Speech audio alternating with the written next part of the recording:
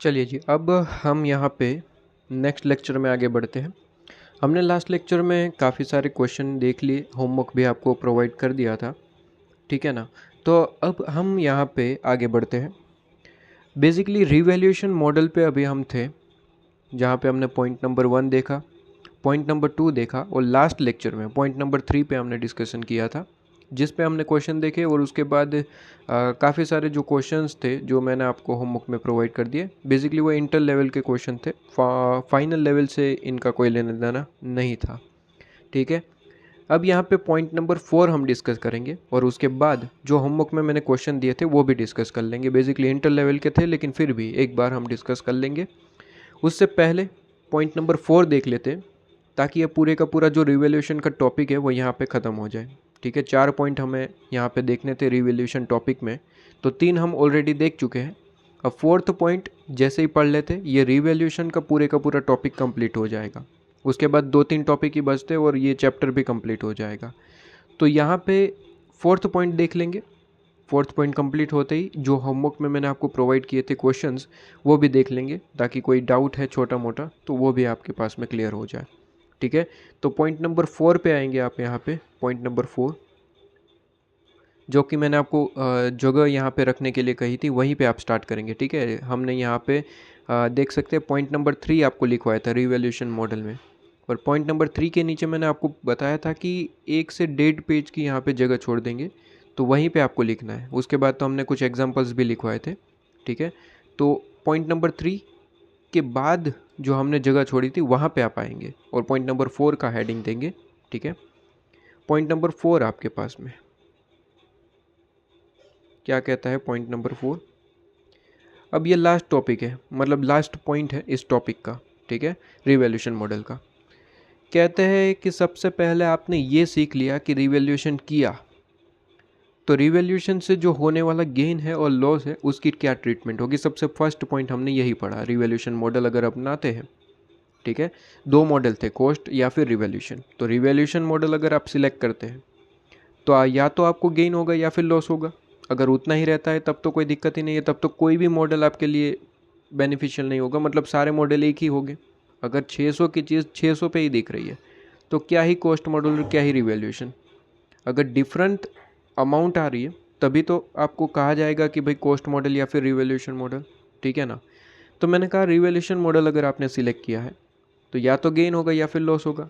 तो उसकी क्या ट्रीटमेंट होगी सबसे पहले पॉइंट में हमने पढ़ा, और उस पे हमने डिफरेंट 6 केसेस हमने देखे थे, और यहाँ पे 6 पॉइंट्स बनते हैं जो हमने रेफरेंस यहाँ पे नीचे दे रखा था, ठीक है। केस 1, केस 2, केस 3, तो जिससे आपको यहाँ पे रेफरेंस मिल गए कि कोई भी पॉइंट अगर समझ नहीं आता है तो आप वो केस नंबर देख लीजिए, आपके पास में पॉइंट क्लियर हो जाएगा। पहला पॉइंट हमने ये देखा। फिर सेकेंड पॉइंट हमने ये देखा कि रिवैल्यूएशन करना कब है, क्या हर साल करना है या फिर 2-3 साल में एक बार या फिर 10 साल में एक बार। तो हमने यहाँ पे आपको बताया इंडेस ने कि डिपेंड करेगा कि रिवैल्यूएशन कितनी बार करना है, वो आपकी असेट मतलब कि प्रॉपर्टी प्लांट इक्विपमेंट का नेचर क्या है, क्या उसमें सिग्निफिकेंट चेंजेस आते रहते हैं, वॉलेंटाइल है, तो फिर आपको एनुअली इसका रिवैल्यूएशन करना पड़ेगा। क्योंकि वॉलेंटाइल का मतलब ही क्या होता है कि उसमें चेंजेस बहुत ज़्यादा आते हैं। अगर चेंजेस ज़्यादा आते हैं तो ऑब्वियसली उसकी वैल्यू में जो है चेंजेस बहुत ज़्यादा रहेंगे। तो कहा गया है कि आप एनुअली अगर रिवैल्यूएशन करें तो बहुत ज़्यादा बेहतर है, क्योंकि उसमें चेंजेस ज़्यादा है। लेकिन ऐसी कोई प्रॉपर्टी प्लांट इक्विपमेंट है जिसमें कोई खास चेंजेस होते नहीं है, ठीक है, कभी कभार हो जाए तो ठीक है। तो इंडेस ने कहा उसमें तो कोई दिक्कत ही नहीं है। अगर चेंजेस हो ही नहीं रहे तो हर साल मतलब रिवैल्यूएशन करना खर्चा हो जाएगा, ठीक है, ज़्यादा। तो खर्चे करने का कोई मतलब नहीं बनता आपके पास में। जिस प्रॉपर्टी प्लांट इक्विपमेंट में अगर आपके पास में कोई चेंजेस नहीं हो रहा है, ठीक है, तो रिवैल्यूएशन का खर्चा करने की ज़रूरत नहीं है। रिवैल्यूएशन करने में भी खर्चा होता है ना, क्योंकि उसकी वैल्यू निकालना वगैरह वगैरह चीज़ें, तो हर साल खर्चा करने की ज़रूरत नहीं है। तो इंडेस ने कहा कि एक बार आप अगर ऐसी कोई असेट है तो 3 से 5 साल में एक आध बार आप जो है उसका रिवैल्यूएशन कर लीजिए, कोई दिक्कत नहीं है आपके पास में, ठीक है। लेकिन हाँ, सिग्निफिकेंट चेंजेस वाली कोई प्रॉपर्टी प्लांट इक्विपमेंट है तो एनुअली करना पड़ेगा, ठीक है। इसके बाद पॉइंट नंबर 3 में हमने क्या देखा कि ये सारी चीज़ें ओके, कि हमने देखा कि गेन और लॉस होता है तो उसकी क्या ट्रीटमेंट करना है। हमने ये देखा कि कब कब आपको रिवैल्यूएशन करना है। पॉइंट नंबर 3 सिखाता है कि गेन और लॉस आपको ठीक है, आप होते हैं तो आप देख लेंगे, लेकिन गेन और लॉस हो रहा है उसके लिए दो अमाउंट की कंपैरिजन तो करनी पड़ेगी ना, कि असेट है कितने का और वैल्यूएशन से, रिवैल्यूएशन से उसका अमाउंट कितना आया, उस दोनों की कंपैरिजन तो करनी पड़ेगी ऑब्वियसली। तो दोनों की कंपैरिजन करने के लिए असेट की कॉस्ट को आपको क्या करना पड़ता है, उसमें से एक्यूमुलेटेड डेप्रिसिएशन माइनस करके उसे प्रेजेंट वैल्यू में कन्वर्ट करना पड़ता है, मतलब कि आज की वैल्यू से लेने आना, ठीक है। तो डेप्रिसिएशन उसके माइनस करना पड़ेगा, तभी तो हमें कंपैरिजन का सही तरीका पता चलेगा, जिसमें हमने लास्ट लेक्चर में ही क्वेश्चन देखा और उस पे ही सेम क्वेश्चन ICA मॉड्यूल में जो था, जो मैंने आपको होमवर्क में प्रोवाइड कर दिया, सेम क्वेश्चन था, ठीक है ना। तो वही आपके पास में पॉइंट हमने लास्ट लेक्चर में देखा कि अक्यूमुलेटेड डेप्रिसिएशन का यहाँ पे रोल हो जाता है। गेन और लॉस जो आप निकालते हैं उसके लिए अक्यूमुलेटेड डेप्रिसिएशन का रोल इम्पोर्टेंट है। तो कहते हैं अक्यूमुलेटेड डेप्रिसिएशन का ट्रीटमेंट कैसे करेंगे, ये तो नहीं कि आपने वर्किंग में बस कुछ कैलकुलेशन कर दी और काम ख़त्म, आंसर इज़ नो। अकाउंटिंग में तो हमें प्रॉपर जर्नल एंट्री से उसकी ट्रीटमेंट करनी पड़ती है।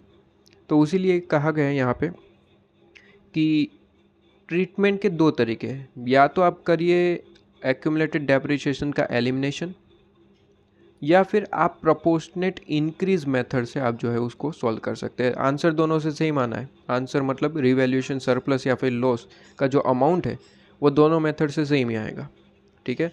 तो इससे तो कोई दिक्कत नहीं है आपके पास में, तो आंसर दोनों में सेम है, मेथड डिफरेंट है। और दोनों ही मेथड मैंने कहा था कि आपको पढ़नी पड़ेगी, एग्जाम में कभी कभार वो स्पेसिफिकली बताते हैं कि प्रोपोर्शनेट इंक्रीज से सोल्व करके दिखाइए, तो उस वक्त आपको उसी मेथड से सोल्व करना पड़ेगा जिस मेथड से क्वेश्चन पूछा गया है।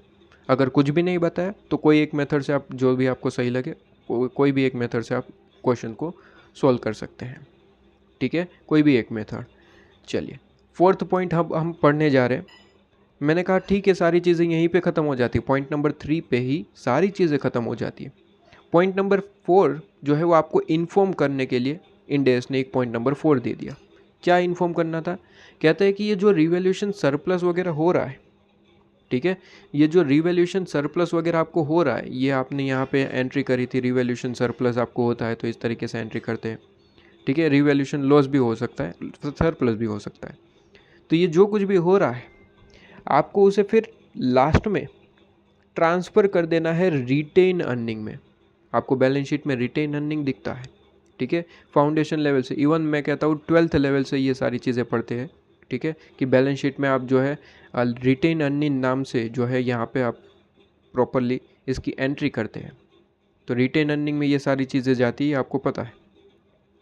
तो यहाँ पे बस इंड AS ने आपको याद करवाने के लिए, जो आप 12th में पढ़ के आ रहे हैं, जो आप फाउंडेशन में, जो आप इंटर में रिपीटेडली पढ़ के आ रहे हैं, ठीक है, फोर्थ पॉइंट आपको बस वही चीज़ याद करवाने के लिए लिखवा दिया कि जो ये रिटेन अर्निंग है उसे ये जो रिवैल्यूएशन सरप्लस है उसे रिटेन अर्निंग में आप ट्रांसफ़र करना भूलेंगे नहीं। तो कहते हैं ट्रांसफ़र करेंगे, transfer of revaluation surplus to retain earning, ठीक है, कहते हैं transfer of revaluation surplus to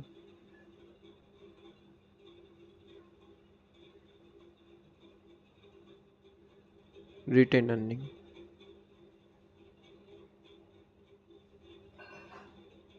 ठीक है। तो ये आपके पास में पॉइंट हो जाता है कि transfer of revaluation surplus to retain earning आपके पास में, ठीक है ना।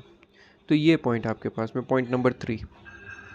अब इसमें क्या करना है, सिंपल है, कहते हैं कि ट्रांसफ़र कर देना है आपको रिवैल्यूएशन सरप्लस को रिटेन अर्निंग में। क्वेश्चन ये निकल के आया कि जैसे ही इंड AS ने आपको ये कहा कि भाई बाद में रिवैल्यूएशन सरप्लस को रिटेन अर्निंग में ट्रांसफ़र कर देना, क्वेश्चन ये निकल के आया कि बाद में का मतलब क्या है, कब, ठीक है ना, कब ये रिवैल्यूएशन सरप्लस को हम रिटेन अर्निंग में ट्रांसफ़र कर देंगे, कब। तो इंड AS ने बड़ा ही क्लियर कहा कि जब आप अपनी असेट को ख़त्म कर रहे हैं, डी रिकॉग्नाइज्ड कर रहे हैं, उस टाइम पे या फिर दूसरा एक और ऑप्शन दे दिया। तो यहाँ पे दो पार्ट्स यहाँ पे बनाए हैं इंडेस ने। कहते हैं कि कब आप ट्रांसफ़र करेंगे, तो सिंपल तरीके से इंडेस ने कहा कि वैसे तो इसका एक ही रोल होता है जो इम्पोर्टेंट है, ये वाला, ठीक है। यहाँ पे आपके पास में एक ही रोल होता है जो इम्पोर्टेंट है। कहते हैं कि जब प्रॉपर्टी प्लांट इक्विपमेंट आप जो है, जब आप प्रॉपर्टी प्लांट इक्विपमेंट जो है वो डी रिकॉग्नाइज करते हैं, PPE property plant equipment is derecognized, is derecognized. जब प्रॉपर्टी प्लांट इक्विपमेंट को हम डी रिकॉग्नाइज्ड करते हैं तो उस समय आपको रीवैल्यूएशन सरप्लस को रिटेन अर्निंग में ट्रांसफ़र करना है। क्यों? क्योंकि प्रॉपर्टी प्लांट तो इक्विपमेंट तो अब रहा नहीं, तो उससे निकला हुआ जो सरप्लस है उसे अब बचा के क्या करोगे, अब आप उसे ट्रांसफ़र कर देंगे कहाँ पे, रिटेन अर्निंग में, बैलेंस शीट में चला जाएगा और उसकी ट्रीटमेंट ऑटोमेटिकली उस साल के एंड में हो जाएगी। सिंपल है। तो यही एक आपके पास में ऑप्शन है। लेकिन ये दूसरा एक ऑप्शन जो बनाया वो कहते हैं कि ये ऑप्शन नहीं है, ठीक है, ये कोई पार्ट नहीं है, ये कोई केस नहीं है, बस एक ऑप्शनल तरीके से आपको एक चीज़ आपको इंडेस ने प्रोवाइड करी, ठीक है। तो ध्यान रहे, ट्रांसफ़र कब करना है, एक ही केस होता है। कौन सा? कहता है कि जब property plant equipment derecognize होता है तभी ट्रांसफ़र करते हैं। लेकिन एक दूसरा केस जो बना दिया वो बस एक कह सकते हैं ना कि रिक्वायरमेंट आती चली गई और इंडेस ने एक और यहाँ पे आपके पास में केस या फिर आप कह सकते हैं ऑप्शन बना दिया आपके लिए। और ये ऑप्शन जो है वो ऑप्शनल है, चाहे तो फॉलो करिए चाहे तो नहीं। लेकिन हाँ, ये ऑप्शनल नहीं है, ये आपको कंपलसरी इसी तरीके से काम करना है। इसकी ट्रीटमेंट वैसे ही करनी है कि जब भी डी रिकॉग्नाइज कर दो, रिवैल्यूएशन सरप्लस को ट्रांसफ़र कर देना रिटेन अर्निंग में। ये केस ऑप्शनल नहीं है। लेकिन अब जो मैं लिखवाने जा रहा हूँ ये ऑप्शनल है, चाहे तो फॉलो करिए, ना चाहे तो मत करिए, क्योंकि ये केस कभी था ही नहीं। ये तो बस एज अ रिक्वायरमेंट आपके पास में आ गया, ऐसे कह सकते हैं, ठीक है। तो ये आपके पास में पॉइंट हो गया, ठीक है। तो यहाँ पे ये जो दूसरा केस है वो क्या है, कहते हैं एक्सेस डेप्रिसिएशन को जो है हम ट्रांसफ़र करेंगे। तो पॉइंट का यहाँ पे हेडिंग लिखेंगे कि during the use of asset, during the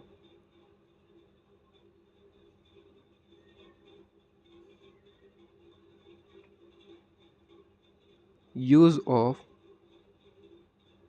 asset. तो दो ऐसे पार्ट बना दिए गए, केस बना दिया गया। सबसे पहले जब असेट ही ख़त्म हो जाए, और दूसरा ऑप्शन है कि जब भी असेट आप चला रहे, यूज़ कर रहे हैं, उस टाइम पे रिवैल्यूएशन सरप्लस को रिटेन अर्निंग में ट्रांसफ़र कर दो, ठीक है। तो मेन जो केस है यही है कि जब प्रॉपर्टी प्लांट इक्विपमेंट गया, ख़त्म हो गया, उस टाइम पे आप प्रॉपर्टी प्लांट इक्विपमेंट में से जो रिटेन आपके पास में रिवैल्यूएशन सरप्लस है उसे ट्रांसफ़र कर देंगे कहाँ पे, रिटेन अर्निंग में। लेकिन ये जो दूसरा केस है ना कि during the use of asset, ठीक है, ये ऑप्शनल है, ये पहले ही बता देता हूँ, ठीक है। चाहे तो फॉलो करिए, ना चाहे तो मत करिए, ये आपके लिए है, ठीक है। तो यहाँ पे हम लिख लेंगे कि ये ऑप्शनल है। ये जो केस है, ये जो ट्रीटमेंट है, ये आपके लिए ऑप्शनल है। इंडेस ने पहले ही यहाँ पे आपके पास में क्लियर कर दिया कि ये जो ट्रीटमेंट है वो आपके पास में ऑप्शनल है, आप चाहे तो फॉलो करिए, ना चाहे तो मत करिए, ठीक है। तो ये आपके पास में ये ऑप्शनल है। लो जी, हमने यहाँ पे लिख भी दिया, आपको भी लिखना है, ठीक है। ये इंडेस ने कहा है, हमने नहीं, कि ये जो सेकंड केस है वो आपके पास में क्या है सर, ऑप्शनल है, ठीक है। इतनी चीज़ आपके पास में क्लियर है। अब जो मेन केस है उस पर थोड़ा सा डिस्कशन करते हैं कि जो प्रॉपर्टी प्लांट इक्विपमेंट जो है वो डी रिकॉग्नाइज कर दे। डी रिकॉग्नाइज का मतलब आपके पास में पूरी की पूरी जो असेट है, मतलब कि जो प्रॉपर्टी प्लांट इक्विपमेंट है वो ख़त्म हो चुकी है। अब आप अपनी जो फाइनेंशियल स्टेटमेंट है उसमें ये प्रॉपर्टी प्लांट इक्विपमेंट को ख़त्म करने जा रहे हैं, ठीक है। या तो आपने बेच दिया होगा या फिर इसकी लाइफ ख़त्म हो गई होगी, XYZ जो भी आपके पास में रिटर्न है, ठीक है। तो ये आपके पास में हो जाएगा। बस यहाँ पे जो इम्पोर्टेंट इज़ कि यहाँ पे ये जो मैंने आपको लिखवा है ये ऑप्शनल है, यहाँ पे प्रॉपर तरीके से ही लिख देते हैं कि ये मैंने जो आपके पास में लिखवाया ये केस आपके लिए ऑप्शनल है, ठीक है।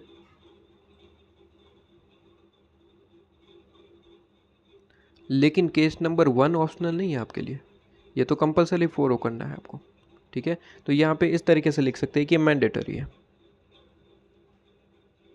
ठीक है। ये आपके पास में क्या है सर, मैंडेटरी।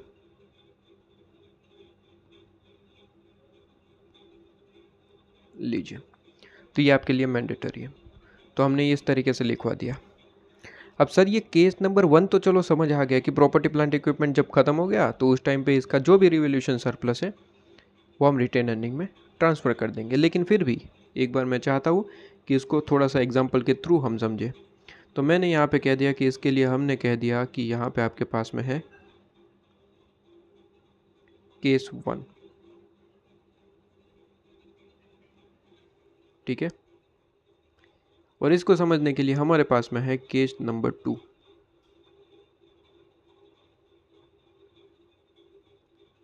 ठीक है।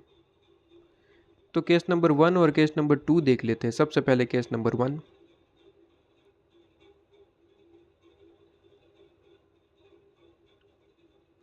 एक सिंपल सा एग्जांपल, हालांकि केस नंबर 1 की ज़रूरत नहीं है, वैसे ही समझ आता है कि जब आपके पास में प्रॉपर्टी प्लांट इक्विपमेंट रही नहीं, ठीक है ना, तो आप ऑब्वियसली जितना भी सरप्लस है वो ट्रांसफ़र कर देंगे कहाँ पे, रिटेन अर्निंग में। लेकिन फिर भी आपके पास में यहाँ पे एक तरीके से रिवीजन टाइम के लिए कुछ ना कुछ एग्जांपल रहे जिससे आप कंसेप्ट को याद कर पाए, तो लिख लेते हैं। मैंने कहा एक हमारे पास में प्रॉपर्टी प्लांट इक्विपमेंट है और प्रॉपर्टी प्लांट इक्विपमेंट को हमने परचेज़ किया था। आपको पता ही है, मैंने स्टार्टिंग के लेक्चर में आपको बता दिया है कि इनिशियल मेजरमेंट, जहाँ पे मैंने आपको बताया था कि प्रॉपर्टी प्लांट इक्विपमेंट काफ़ी सारे तरीके से जो है हमारे पास आ सकता है, या तो परचेज से या फिर एक्सचेंज से, ठीक है। या फिर आप जो है उसे डिफरेंट सेल्फ कंस्ट्रक्टेड कर सकते हैं, ठीक है ना, या फिर डिफर्ड आपके पास में, मैंने सारे तरीके आपको बताए थे। मैंने कहा कि हम प्रॉपर्टी प्लांट इक्विपमेंट को परचेज करके लेके आए, परचेज्ड एट रुपीज़, मैंने कहा 1000 है, ठीक है। ₹1000 में हमने क्या किया सर, प्रॉपर्टी प्लांट इक्विपमेंट को परचेज कर लिया, ठीक है। प्रॉपर्टी प्लांट इक्विपमेंट आपके पास में आ चुका है। अब हमने कहा कि प्रॉपर्टी प्लांट इक्विपमेंट जैसे ही पूरा साल ख़त्म हुआ, हमने देखा कि ये प्रॉपर्टी प्लांट इक्विपमेंट तो वॉलेंटाइल नेचर है, ठीक है। इसमें बदलाव काफ़ी होते हैं, काफ़ी महंगा है ये प्रॉपर्टी प्लांट इक्विपमेंट।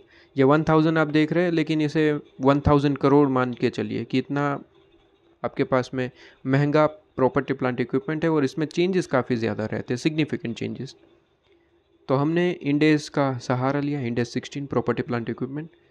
तो इंडेस 16 के हिसाब से हमें पता लगा कि अगर ऐसा कोई प्रॉपर्टी प्लांट इक्विपमेंट है जिसका वॉलेंटाइल नेचर है, सिग्निफिकेंट चेंजेस आते हैं इसमें, तो आपको एनुअली इसका रिवैल्यूएशन करवाना ज़रूरी है। तो हमने ठीक है, तो हमने ईयर 1 जैसे ही ख़त्म हुआ, ईयर 1 का मतलब ईयर 1 एंड, ठीक है।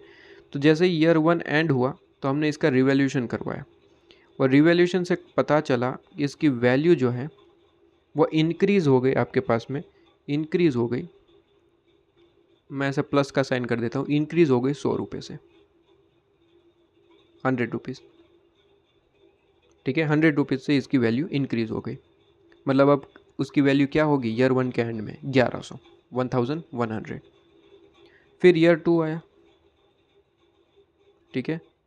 फिर क्या हुआ, ईयर 2 आपके पास में, ईयर 2 आया और ईयर 2 में भी हमने इसका क्या करा, रिवैल्यूएशन करवाया। रिवैल्यूएशन से पता चला कि उसकी वैल्यू और ज़्यादा बढ़ गई 50 रुपये से, ठीक है। इसके बाद ईयर 3 आ गया,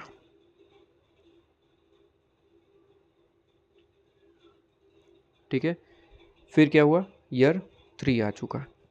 अब ईयर 3 जैसे ही आ गया, रिवैल्यूएशन वापस से करवाया गया और रिवैल्यूएशन से पता चला कि इसकी वैल्यू और ज़्यादा बढ़ गई 60 रुपीज़, ठीक है। इसकी वैल्यू कितनी हो गई, 60 रुपीज़ आपके पास में इसकी वैल्यू बढ़ गई, ठीक है। और उसके बाद ईयर 3 के एंड में हमने प्रॉपर्टी प्लांट इक्विपमेंट को डी रिकॉग्नाइज कर दिया, ख़त्म हो गया हमारा। ठीक है, कहते हैं property plant equipment is derecognized.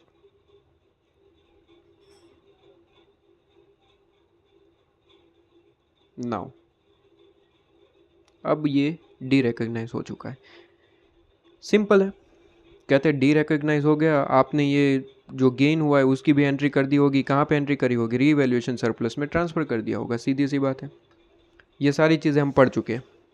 ठीक है, तब मैं आपको अगर याद करवाऊँ तो क्या है, पॉइंट सारे याद करवाऊँ। रीवैल्यूएशन में हमने टोटल 4 पॉइंट पढ़े, बेसिकली 3, चौथा तो हम अभी पढ़ रहे, तो 3 पॉइंट हमने पढ़े। और तीनों पॉइंट का अगर यूज़ मैं बताऊँ इस इक्वेशन में तो सिंपल है। सबसे पहला पॉइंट हमने क्या पढ़ा था, कहते हैं कि या तो आपको गेन होगा या फिर लॉस होगा। गेन होता है तो आप बेसिकली सरप्लस में डाल देते हैं, लॉस होता है तो पीएनएल में। तो आप जैसे ही ये देख रहे हैं कि सर गेन हो रहा है तो ये सारी चीज़ें कहाँ जाएगी सर, रिवैल्यूएशन सरप्लस में। ये पॉइंट नंबर 1 यहाँ पे यूज़ हो गया। पॉइंट नंबर 2 क्या पढ़ा था कि सर रिवैल्यूएशन कब कब करना है, तो पॉइंट नंबर 2 का भी यूज़ हो गया कि मैंने कहा कि प्रॉपर्टी प्लांट इक्विपमेंट काफ़ी वॉलंटाइल नेचर का है। ठीक है, तो ईयरली आपके पास में एन्युअली रिवैल्यूएशन हो रहा है, देख लीजिए पॉइंट नंबर 2 का यूज़। पॉइंट नंबर 3 में क्या पढ़े सर, अक्यूमुलेटेड डेप्रिसिएशन। ठीक है, तो जब आपने ये डी रिकॉग्नाइज किया तब आपने ये देखा होगा कि ये जो 1000 की वैल्यू है, या फिर डी रिकॉग्नाइज नहीं, या फिर आपने हर साल जो ये आपने रिवैल्यूएशन किया उस टाइम पे भी पॉइंट नंबर 3 का यूज़ हुआ होगा। ठीक है ना, रिवैल्यूएशन किया तो आपने देखा होगा कि उसकी वैल्यू क्या है और इससे कंपैरिजन में उसकी वैल्यू क्या निकल के आ रही है। ठीक है, और जो भी आपके पास में डिफरेंस आ रहा है उसकी आपने इफ़ेक्ट दी होगी, और इफ़ेक्ट देने के आपके पास में 2-3 तरीके हैं, 2 मेथड है बेसिकली एक्यूमुलेटेड डेप्रिसिएशन के लिए। ठीक है ना, तो ये तीनों पॉइंट का यहाँ पे यूज़ आ जाता है। लेकिन मैंने क्वेश्चन में स्पेसिफिकली आपको एक पॉइंट पूछा, मैंने कहा कि आपको क्या करना है, ट्रीटमेंट करना है रिवैल्यूएशन सरप्लस को रिटेन अर्निंग में ट्रांसफ़र करने का। तो सिंपल है, आप क्या करेंगे, सिंपल है, जितना भी रिवैल्यूएशन सरप्लस है वो ट्रांसफ़र हो जाएगा। ठीक है, तो कहता है सॉल्यूशन किस तरीके से, सॉल्यूशन वैसे ये कुछ है नहीं लेकिन फिर भी आपको समझाने के लिए ऐसा लिख लेते हैं। कहते हैं सॉल्यूशन कैसे होगा, कहते हैं कि because of property plant equipment is derecognized, ठीक है, revaluation surplus should be transfer to the retain earning. ठीक है, ये लिखेंगे आप। कहते हैं कि because of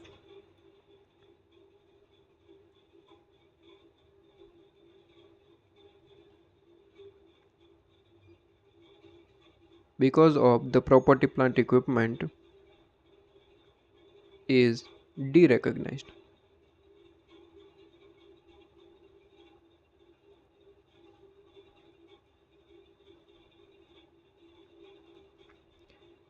Revaluation surplus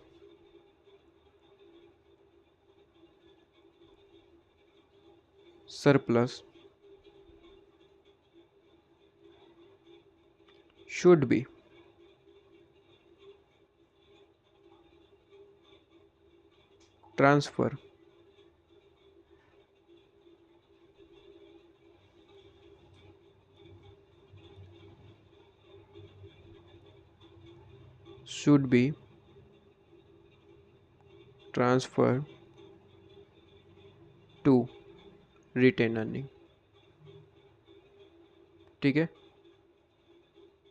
transfer to retain earning. लो जी, तो जितना भी रिवैल्यूएशन सरप्लस हुआ, कितना हुआ है देखते हैं, 100 + 50 + 60। ठीक है, तो कहते हैं कि जितना भी आपके पास में रिवैल्यूएशन सरप्लस है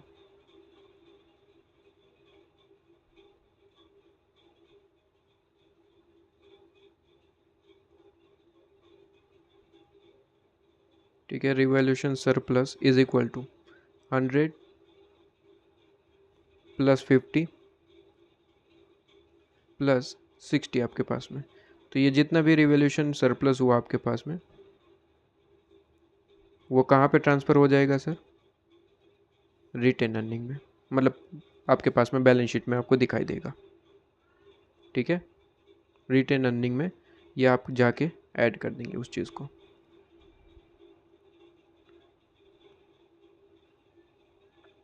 लो जी, ये केस नंबर 1 था कुछ नहीं इसमें, लेकिन ऐसा कुछ लिख रखा है तो एग्ज़ाम टाइम पर जब रिवीजन करते हैं तो उस टाइम पे हेल्पफुल होता है। इसमें बाकी सोचने लायक तो कुछ था नहीं। जितना भी रिटेन आपके पास में अर्निंग में आपको सिंपली रिवैल्यूएशन सरप्लस जितना भी होता है वो ट्रांसफ़र कर देना है, ठीक है। तो ये आपके पास में केस नंबर 1 हो गया। अब केस नंबर 2 में क्या है सर? केस नंबर 2 ऑप्शनल है, ध्यान रहे सबसे पहले तो।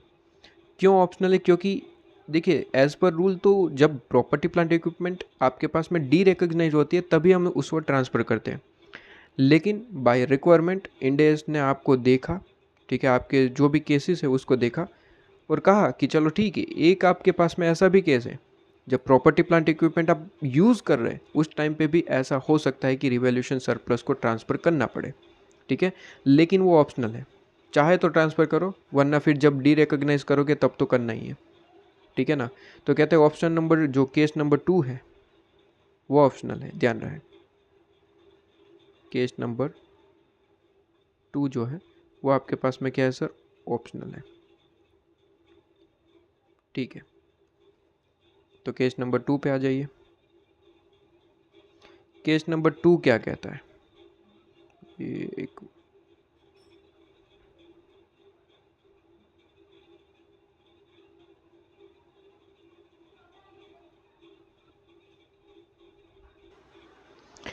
केस नंबर 2 लिखिए ज़रा।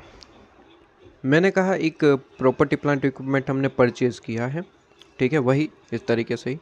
तो कहते हैं प्रॉपर्टी प्लांट इक्विपमेंट परचेज़ करा गया है, प्रॉपर्टी प्लांट इक्विपमेंट परचेज़ किया गया,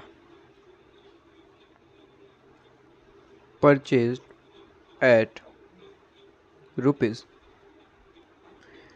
फॉर एग्ज़ाम्पल हमने ले लिया फॉर एग्ज़ाम्पल 10,000 रुपीज़, ठीक है। 10,000 रुपीज़ का हमने प्रॉपर्टी प्लांट इक्विपमेंट परचेज़ किया है।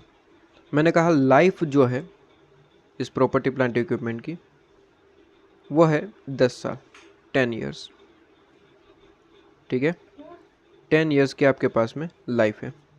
अब मैंने कहा यहाँ पे आपके पास में कि प्रॉपर्टी प्लांट इक्विपमेंट जो है ना, ये जो प्रॉपर्टी प्लांट इक्विपमेंट है वो वॉलंटाइल नेचर का है, ठीक है। तो ऑब्वियसली एनुअली आप इसका रिवैल्यूएशन करवाएंगे, ठीक है। अब जैसे ईयर एंड होता है, ऑब्वियसली मैंने कहा था कि भाई रिवैल्यूएशन जब करते हैं तो उस टाइम पे उस टाइम की वैल्यू मतलब उस टाइम की कॉस्ट ली जाती है। तो उस टाइम की कॉस्ट कैसे मिलती है? भाई सिंपली है, अक्यूमुलेटेड डेप्रिसिएशन को माइनस कर दीजिए, वैल्यू मिल जाएगी, फिर हम उसकी कंपेरिजन करते हैं, ठीक है ना। और जो भी कैपिटल गेन और लॉस आपके पास में, सॉरी कैपिटल नहीं, आपके पास में रिवैल्यूएशन गेन और रिवैल्यूएशन लॉस जो भी आता है उसकी ट्रीटमेंट करते हैं हम, यही चीज़ करते हैं, सिंपल है। मैंने कहा ईयर 1 के एंड में रिवैल्यूएशन करवाया गया, eight the end of year 1,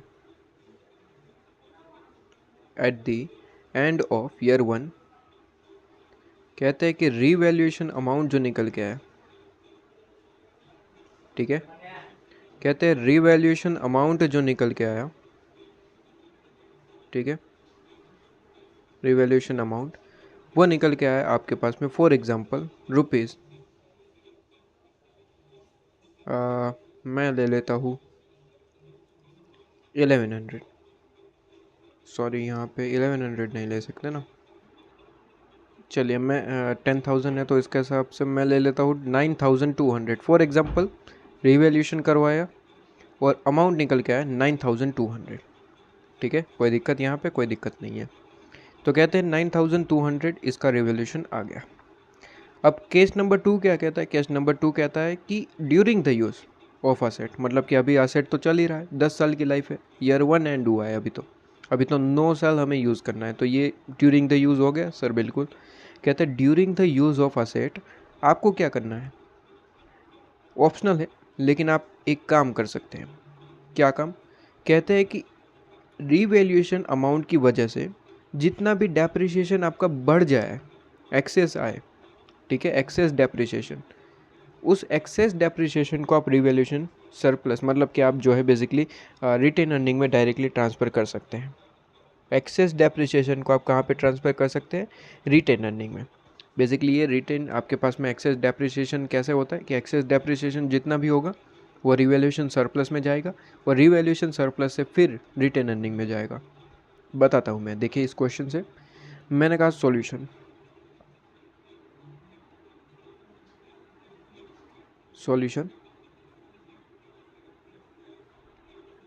सबसे पहले मुझे ये बताइए कि अगर रिवैल्यूएशन नहीं हुआ होता ईयर 1 के एंड में, तो ईयर 1 के एंड में वैल्यू होती कितनी, मतलब कॉस्ट कितनी होती? तो ऑब्वियसली सर ईयर 1 के एंड में कितनी होती, तो मैं अभी डेप्रिसिएशन कैलकुलेट करूँगा और 10,000 में से उतना डेप्रिसिएशन माइनस कर दूंगा, ईयर 1 का अमाउंट आ जाएगा।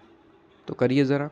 तो मैंने कहा कि अगर रिवैल्यूएशन जैसा कुछ होता ही नहीं तो हर साल आप डेप्रिसिएशन कितना कितना लगा रहे थे, तो कहते हैं depreciation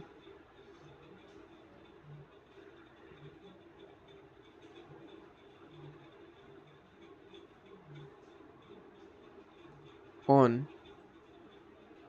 rupees 10,000 is equal to, कैसे डेप्रिसिएशन निकलता है? सीधा सी बात है सर, और 12th में पढ़ के आते हैं कि जितनी भी कॉस्ट है परचेज मतलब कि आपके पास में असेट की, उसमें से हम आपके पास में जितना भी रेसिडुअल वैल्यू है, ठीक है, रेसिडुअल कॉस्ट वो माइनस कर देते हैं, हालांकि यहाँ पे नहीं है, और डिवाइड बाय हम नंबर ऑफ लाइफ कर देते हैं, ठीक है। तो हाँ यहाँ पे 10 ईयर्स आपके पास में है, तो जितनी भी कॉस्ट है वो लेंगे divide by number of life, तो आपको क्या मिल जाएगा सर?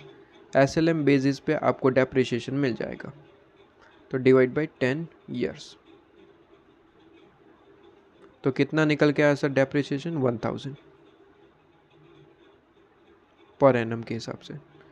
कि अगर आपके पास में जो रिवैल्यूएशन जैसा कोई कंसेप्ट होता नहीं तो हर साल हम 1,000 क्या करते सर, आपके पास में डेप्रिसिएशन के नाम से माइनस करते और 10वें साल के एंड में ये अमाउंट ज़ीरो हो जाती। डेप्रिसिएशन का तो यही कंसेप्ट है, ठीक है ना, हर साल उसकी वैल्यू कम करना, तो ये पॉइंट है। लेकिन दिक्कत क्या आई पता है? दिक्कत ये आई, देखिए कि प्रॉपर्टी प्लांट इक्विपमेंट यहाँ पे है, ध्यान से देखिएगा दिक्कत क्या आई। कहते हैं प्रॉपर्टी प्लांट इक्विपमेंट जो कि हमने परचेज किया कितने में सर? 10,000 में। अब हुआ ये कि सर ईयर 1 का एंड आएगा तो डेप्रिसिएशन तो माइनस करना ही पड़ेगा, तो हमने किया डेप्रिसिएशन लेस। कितना है डेप्रिसिएशन? तो कहते हैं सर 1,000, तो 1,000 हमने लेस कर दिया, ठीक है। तो 1,000 लेस करते ही कैरिंग वैल्यू आ गई at the year 1 and, carrying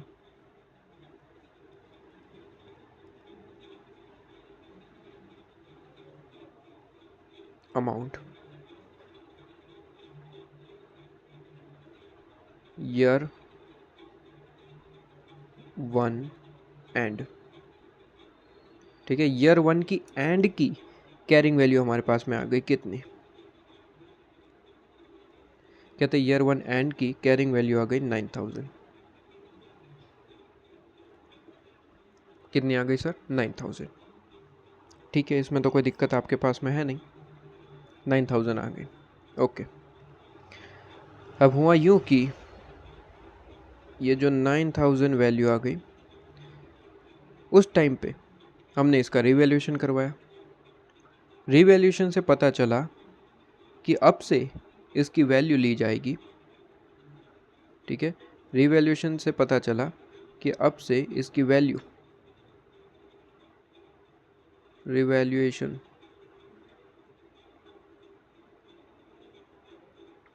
amount कितनी ली जाएगी? कहते हैं 9,200, क्वेश्चन ने बताया 9,200। तो अब हम क्या करेंगे सर, ये जो 200 का सरप्लस हुआ वो रिवैल्यूएशन सरप्लस में डालेंगे और प्रॉपर्टी प्लांट इक्विपमेंट की वैल्यू 200 से बढ़ा देंगे। तो अब आपके पास में बैलेंस शीट में वैल्यू कितनी दिखेगी इस प्रॉपर्टी प्लांट इक्विपमेंट की? 9,200, जिसकी जर्नल एंट्री हम पढ़ चुके हैं आपके पास में, ठीक है। अभी अभी हमने केस नंबर 2 में पढ़ा है ना, केस नंबर 2 में नहीं 3 में, कि प्रॉपर्टी प्लांट इक्विपमेंट की वैल्यू बढ़ाई जाती है और जो भी सरप्लस है वो रिवैल्यूएशन सरप्लस में डाल दिया जाता है। ठीक है, तो ये वही चीज़ मैं कह रहा हूँ कि जितनी भी वैल्यू बढ़ गई वो हमने रिवैल्यूएशन सरप्लस में डाल दिया, जितना भी सरप्लस हुआ, और असेट की वैल्यू उतने से बढ़ा दी। तो अब प्रॉपर्टी प्लांट इक्विपमेंट कितना का दिख रहा है बैलेंस शीट में? 9200। अब मुझे आप बताएंगे कि ईयर 2 का एंड आएगा तो डेप्रिसिएशन किस पे चार्ज होगा? ऑब्वियसली सर 9200 पे, क्योंकि वैल्यू जितनी है उस पर ही डेप्रिसिएशन चार्ज करना पड़ेगा ना, ऑब्वियसली। तो कहते हैं कि अब इस पे डेप्रिसिएशन चार्ज करना पड़ेगा। तो ईयर 2 का एंड आएगा तो अब डेप्रिसिएशन कितना चार्ज होगा सर ईयर 2 के एंड से? तो कहते हैं 9200 डिवाइड बाई 9200 डिवाइड बाई, अब कितने ईयर बचे? 1 साल तो ख़त्म हो गया, लाइफ थी 10 साल की, तो कहते हैं डिवाइड बाई 9 ईयर्स। ठीक है, डिवाइड बाई 9 ईयर्स, तो 9200 divide by 9 is equal to आपके पास में 1023 ले लेते हैं, या फिर 22 ही रखिए, 22 आपके पास में। ये जो आपके पास में पर एनम के हिसाब से ये जो आ गया आंसर, वो क्या आ गया सर? ये जो आपके पास में पर एनम के हिसाब से जो आंसर आ गया, ये डेप्रिसिएशन आ गया, न्यू डेप्रिसिएशन। अगर ये रिवैल्यूएशन जैसा होता ही नहीं कुछ, तो हर साल 1000 हम चार्ज कर रहे होंगे। बिल्कुल सर, 1000 हर साल चल रहा होगा, लेकिन ये रिवैल्यूएशन की वजह से अब डेप्रिसिएशन हमारा हो गया 1022, रिवैल्यूएशन अमाउंट की वजह से। तो ये रिवैल्यूएशन करने की वजह से डेप्रिसिएशन का अमाउंट बढ़ गया। ठीक है, डेप्रिसिएशन का अमाउंट बढ़ गया। तो अब यहाँ पे होता क्या है समझिएगा। अब जो रिवैल्यूएशन की वजह से जो आपको फ़ायदा हुआ, फ़ायदा कितना हुआ? तो कहते हैं 9000 की असेट अब 9200 की दिखने लगी, 9200। तो फ़ायदा कितना हुआ? 200 का। ठीक है, तो इंडेस ने अब कुछ इस तरीके से कहा कि आपके पास में जो फ़ायदा हुआ, ठीक है, रिवैल्यूएशन सरप्लस, रिवैल्यूएशन सरप्लस, वो कितना हुआ सर? कहते हैं रिवैल्यूएशन सरप्लस तो सर 9200 माइनस 9000, ये इन रुपीज़ है। ठीक है, तो ये जो रिवैल्यूएशन सरप्लस हुआ ये तो सर 200 का हुआ, अभी भी रिवैल्यूएशन सरप्लस में ही पड़ा रहेगा, रिटेन अर्निंग में अभी नहीं जाएगा। लेकिन इंडेस ने कहा कि ये जो केस को प्रॉपरली हमने देखा तो एक तरीके से आपको कहीं ना कहीं लॉस भी हुआ है, कहीं ना कहीं फ़ायदा भी हुआ है। फ़ायदा क्या हुआ है? फ़ायदा हुआ है कि सर असेट की वैल्यू 200 रुपये से बढ़ गई, तो 200 रुपये का फ़ायदा हुआ। दूसरी ओर कहीं ना कहीं एक लॉस भी हुआ है। क्या? कहते हैं कि हर साल हम खर्चा तो 1000 बुक करते थे, रिवैल्यूएशन सरप्लस की वजह से अब असेट की वैल्यू बढ़ गई, अब हमें रिकॉर्ड करना पड़ेगा डेप्रिसिएशन 1022 रुपीज़ का हमें नुकसान हुआ। ओबियसली खर्चा बढ़ गया, आप देख रहे हैं हर साल डेप्रिसिएशन 1000 का था, अब 22 ज़्यादा ऐड करके करना पड़ेगा। और 22 क्यों बढ़ गए? Because of revaluation surplus. तो इंडेस ने ये प्रॉपरली देखा, ठीक है, कि कहीं ना कहीं आपको यहाँ पे लॉस हो रहा है। तो नॉर्मली होता क्या है कि बिज़नेस तो बढ़िया चल रहा है, ठीक है, फॉर एग्ज़ाम्पल हर साल आप 1000 रुपये कमाते हैं, ठीक है, आपके फाइनेंशियल स्टेटमेंट में दिख रहा है कि हर साल आप 1000 कमाते हैं हर साल। लेकिन ऐसा भी ईयर आया जो कि मैं अभी कह रहा हूँ कि वहाँ पे फॉर एग्ज़ाम्पल मैं यहाँ पे लिख के ही बताता हूँ कि मैंने कहा कि सर हर साल हम क्या करते हैं सर 1000 कमाते हैं फॉर एग्ज़ाम्पल, ठीक है, और फॉर एग्ज़ाम्पल हम बिज़नेस में कुछ खर्चा भी करते हैं, 1000 बिज़नेस में पूरा कमाते हैं, जिसमें से हमारा खर्चा नॉर्मली रहता है 200, और हर साल हम नेट ही आपके पास में 800 जेब में रख के निकल जाते हैं घर को। ठीक है ना, ये हमारा नॉर्मल रूटीन है। अब ऐसा रिवॉल्यूशन अपनाने की वजह से कुछ ऐसा केस हमें फेस करना पड़ा कि हमारे पास प्रॉपर्टी प्लांट इक्विपमेंट थी 10,000 की, ठीक है, और 1,000 का डेप्रिसिएशन चलता था, तो ये सारा खर्चा ये 200 में आ गया, मतलब मान लीजिए, ठीक है, या फिर इसकी वैल्यू बढ़ा दो तो आपको समझ आएगा प्रॉपर। मैंने कहा कि भाई फॉर एग्ज़ाम्पल हम बिज़नेस में से 1,00,000 रुपए कमाते हैं, ठीक है, जिसमें से हम सभी खर्चे मिला के खर्चे होते हैं फॉर एग्ज़ाम्पल 80,000, तो हम घर पे कितना लेके जाएंगे नेट? 20,000 हम कमाते हैं और घर पे लेके जाते हैं। ये हमारा नॉर्मल रूटीन है, ठीक है ना, कि 20,000 हम नेट कमा लेते हैं। अब ये 80,000 में सारे खर्चे आ गए, डेप्रिसिएशन वगैरह सब। डेप्रिसिएशन कितना नॉर्मली हमारा 1,000 रहता है, बस काम ख़त्म। अब रिवैल्यूएशन मॉडल अपनाया था तो हमने रिवैल्यूएशन किया, हालांकि रिवैल्यूएशन की वजह से हमें फ़ायदा हुआ, ठीक है ना, 9,200। तो कहता है वो तो 9,200 हुआ, तो 200 तो अभी रिवैल्यूएशन सरप्लस में पड़ा रहेगा, असेट की वैल्यू भी बढ़ गई। लेकिन अगर नॉर्मली अगर हम देखें तो यहाँ पे अब 80,000 का खर्चा बढ़ जाएगा 22 रुपीज़ से। क्यों? क्योंकि डेप्रिसिएशन बढ़ गया ना। नॉर्मली पहले कितना था? 1,000 रुपये, अब यहाँ पे ऐड कितना होगा? 1,022, ठीक है। तो अब खर्चा इतना हो गया, तो कहीं ना कहीं भाई जो घर पे आप पैसे लेके जा रहे थे वो भी 22 रुपये से कम हो गया, ठीक है ना। तो कहीं ना कहीं इंडेस ने देखा कि ये तो बिना वजह, कोई वजह तो थी नहीं, बस रीवैल्यूएशन की वजह से आपके जेब में पैसे कम होने लगे, ठीक है। वैसे इसका कोई रीज़न नहीं था, बिजनेस से इसका तो कोई रीज़न नहीं है। नॉर्मली अगर नेट आप देखें तो अभी भी वो 20,000 ही कमा रहा है, लेकिन कहीं ना कहीं ऐसी कोई चीज़ की वजह से, ऐसी कोई ट्रीटमेंट की वजह से इसका खर्चा फालतू में बढ़ रहा है, जिसकी वजह से उसका जो घर पे ले जाने वाला अमाउंट है वो कम हो रहा है, ठीक है। तो इंडेस ने कहा ठीक है, हम आपके लिए एक ट्रीटमेंट करते हैं, लेकिन ये ऑप्शनल रहेगी। केस नंबर 2 मैंने पहले ही कहा कि ऑप्शनल है, आप चाहे तो करिए इस तरीके से। इंडेस ने कहा कि ठीक है, आपके प्रॉफिट पे हम ज़्यादा इफेक्ट ना दें। हमने कहा कि आप एक काम कर सकते हैं, जो रिवैल्यूएशन सरप्लस में अभी अमाउंट है 200 रुपये, नॉर्मली हम 200 रुपये कब ट्रांसफ़र करते हैं? जब प्रॉपर्टी प्लांट डी रिकॉग्नाइज हो जाएगा तब हम 200 रुपये को रिटेन अर्निंग में ट्रांसफ़र कर देंगे। लेकिन इंडेस ने कहा कि ठीक है, आपको जितना डेप्रिसिएशन में लॉस होता है ना, कितना एक्सेस डेप्रिसिएशन हुआ सर? 22,000 रुपये तो था ही पहले, वो तो जाना ही था। अब से 1,022, मतलब कि एक्सेस डेप्रिसिएशन कितना है सर? 22। आप एक काम करिए, एक्सेस डेप्रिसिएशन को आप अभी ट्रांसफ़र कर सकते हैं। इंडेस ने कहा 200 अभी ट्रांसफ़र नहीं होंगे, वो तो अभी सरप्लस में ही पड़े रहेंगे। जब property plant equipment derecognize होगी उस टाइम पे वो ट्रांसफ़र होंगे।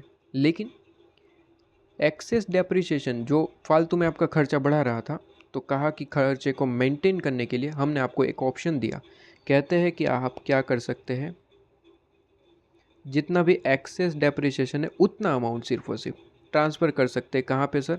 रिटेन अर्निंग में से, रिवैल्यूएशन सरप्लस में से रिटेन अर्निंग में। तो कहते हैं एक्सेस जितना भी डेप्रिसिएशन है, मुझे बताइए कि एक्सेस डेप्रिसिएशन है कितना?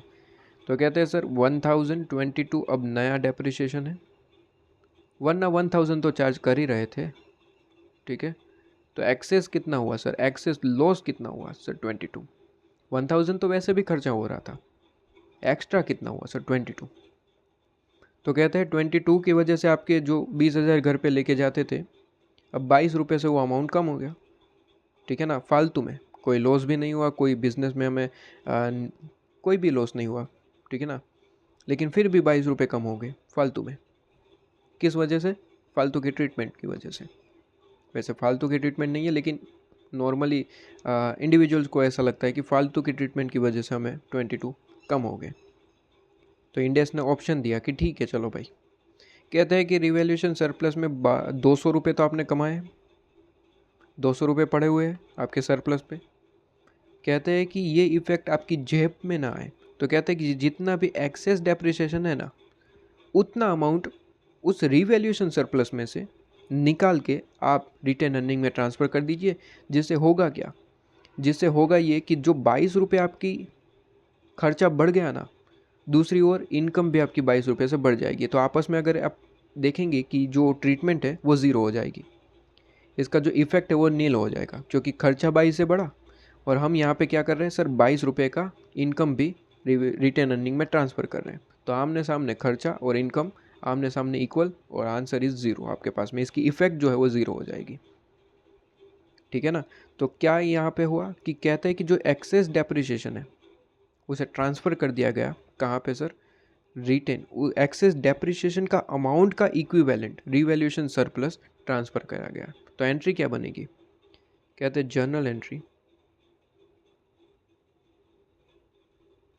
जर्नल एंट्री इसकी बनेगी,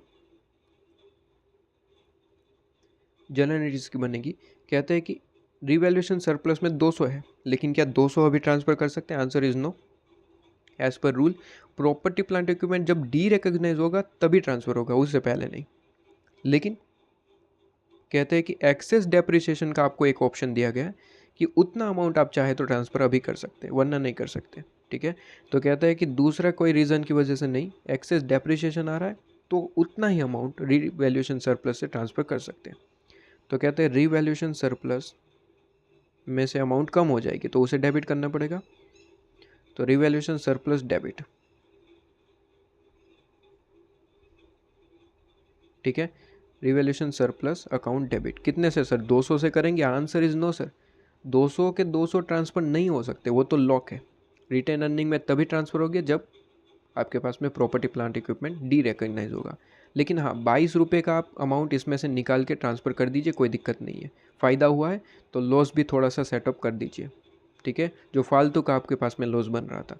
तो कहते हैं 22 इसमें से निकाल के आप ट्रांसफ़र कर दीजिए कहाँ पे, रिटेन अर्निंग में, to retain earning, to retained earning. ठीक है, टू रिटेन अर्निंग आपके पास में 22, तो रिटेन अर्निंग में ट्रांसफ़र कर दिया। अभी इससे होगा क्या, इनकम आपकी 22 रुपये से बढ़ गई, आपके पास में इनकम जो है 22 रुपये से बढ़ गई और आपके पास में डेप्रिसिएशन भी 22 रुपये से बढ़ा था, खर्चा बढ़ा, इनकम बढ़ी, दोनों आमने सामने, इफेक्ट आप देखेंगे ज़ीरो है। ठीक है, अब रिवैल्यूएशन सरप्लस में बैलेंस कितना होगा सर, 200 माइनस 22, 200 माइनस 22, अब कितना है 178। रिवैल्यूएशन सरप्लस में अब कितना बैलेंस होगा, 178। वो कब ट्रांसफ़र होगा, जब property plant equipment derecognize होगा, या फिर आगे भी आप हो सकता है कि आपने रिवैल्यूएशन किया और एक्सेस डेप्रिसिएशन निकल के आया तो आगे भी आप उसे ट्रांसफ़र कर सकते हैं। ठीक है, बाकी का जो अमाउंट बच गया 178 वो कब होगा, डी रिकॉग्नाइज के वक्त। तो जो केस नंबर 2 है वो स्पेसिफिकली बनाया गया है, आप यहाँ पे लिख सकते हैं कि एक्सेस डेप्रिसिएशन के लिए है।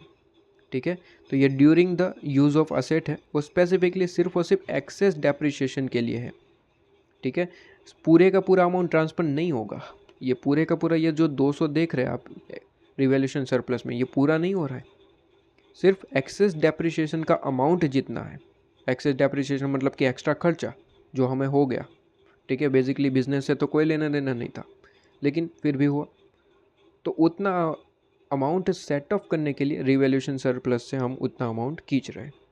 ठीक है, बाकी का तो जब property plant equipment derecognize होगा उस टाइम पे उसे ट्रांसफ़र किया जाएगा। ठीक है, तो यहाँ पे ये पॉइंट भी आपके पास में कंप्लीट हो जाता है, पूरा टॉपिक यहाँ पे कंप्लीट हो जाता है। तो केस नंबर 1 और 2 का यहाँ पे आपने रेफरेंस दे रखा और पूरे का पूरा यहाँ पे आपने जो है क्या कर दिया है, उसे एक्सप्लेन कर दिया है। ये 22 है और 22 का यहाँ पे इफेक्ट दे दिया, जर्नल एंट्री।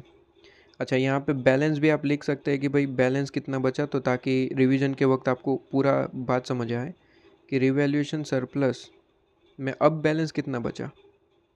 तो कहते हैं रिवैल्यूएशन सरप्लस में अब 178 बचेगा, 200 माइनस 22 माइनस हो जाएगा और 178 उसमें क्या है सर, अभी बैलेंस बचेगा, वो जब ट्रांसफ़र होगा कब, जब property plant equipment derecognize हो जाएगा। ठीक है ना, तो ये आपके पास में पॉइंट हो जाता है।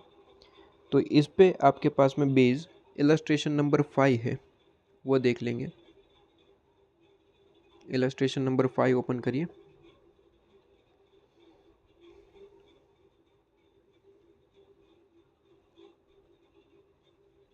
इलस्ट्रेशन नंबर 5, ये वाला जहाँ पे मैंने एक्सेस डेप्रिसिएशन का पॉइंट मैंने कहा था कि वैसे यहाँ पे पूछा नहीं था, लेकिन फिर भी अब हम पढ़ चुके हैं तो एक्सेस डेप्रिसिएशन को कनेक्ट कर पाएंगे। मैंने यहाँ पे क्वेश्चन तो वैसे बता रखा था, लेकिन फिर भी एक बार पूरे का पूरा, क्योंकि एक्सेस डेप्रिसिएशन का पॉइंट अब आपको क्लियर होगा। कहते हैं कि एक प्रॉपर्टी प्लांट इक्विपमेंट परचेज करी गई थी, और परचेज हमने करी थी यहाँ पे आपके पास में, ठीक है, परचेज करी गई थी, और परचेज हमने कितने में करी थी सर? 9 लाख रुपीज़। तो 9 लाख रुपीज़ में हमने एक प्रॉपर्टी प्लांट इक्विपमेंट को परचेज किया था 1 अप्रैल 2001 को, ठीक है, ओके। आगे क्या कहते हैं? कहते हैं एस्टिमेटेड जो इसकी यूज़फुल लाइफ है वो 10 साल की है, तो 10 साल ये चलने वाला है, ठीक है। कहते हैं डेप्रिसिएशन स्ट्रेट लाइन बेसिस पे ले लेना, बस इतना ही पढ़ते। मुझे बताइए कि डेप्रिसिएशन कितना होगा सर? 9 लाख माइनस माइनस यहाँ पे रेसिडुअल वैल्यू तो कुछ है नहीं, तो डायरेक्टली 9 लाख डिवाइड बाई 10 कर देंगे, तो आपके पास में आंसर आ जाएगा 90,000 डेप्रिसिएशन, जो कि मैंने यहाँ पे आपको कैलकुलेट करके भी दिखाया था लास्ट लेक्चर में, 90,000। तो हर साल 90,000 90,000 90,000 डेप्रिसिएशन माइनस होगा। लेकिन एक दिक्कत हो गई कि 1 अप्रैल 2003 को, ठीक है, 1 अप्रैल 2003 को हमने असेट का रिवैल्यूएशन करवाया। रिवैल्यूएशन करवाते ही मुझे पता चला कि उसकी वैल्यू अब 9,60,000 है, ठीक है ना। और बस बाकी यूज़फुल लाइफ तो अनचेंज है, वो पहले 10 साल थी वही 10 साल है, कोई दिक्कत नहीं है। आपको पूछा गया कि कैलकुलेट करिए डेप्रिसिएशन और रिवैल्यूएशन सरप्लस, ठीक है। तो इसका मैं ट्रीटमेंट, मैंने कहा था कि आपको मैं ये लिख के आपको थोड़ा सा सॉल्यूशन प्रोवाइड करूँगा, ठीक है। तो चलिए मैं थोड़ा सा यहाँ पे वो सॉल्यूशन प्रोवाइड कर ही देता हूँ।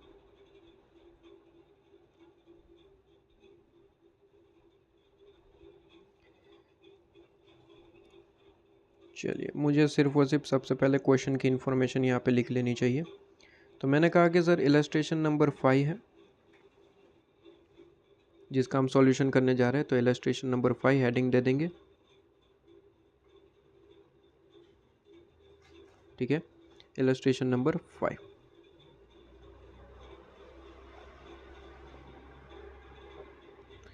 इलस्ट्रेशन नंबर 5 में कहा गया कि सर प्रॉपर्टी प्लांट इक्विपमेंट को परचेज़ किया गया है 9 लाख रुपीज़ में, और उसकी जो ईयर की जो लाइफ है वो 10 साल है।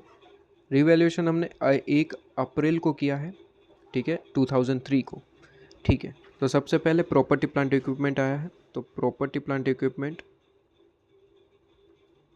जिसका अमाउंट है रुपीज़ 9 लाख, ठीक है। कब? ऑन 1 अप्रैल 2001 कह सकते, ठीक है, ऑन 1 अप्रैल 2001।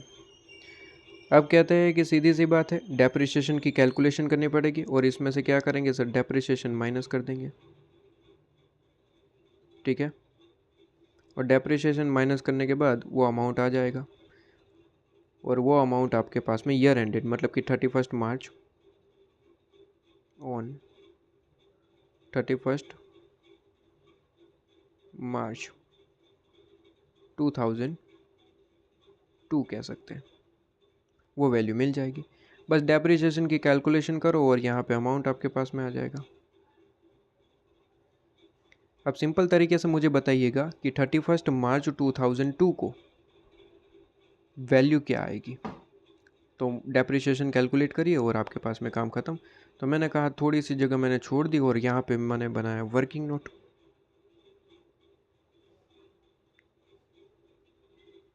वर्किंग नोट,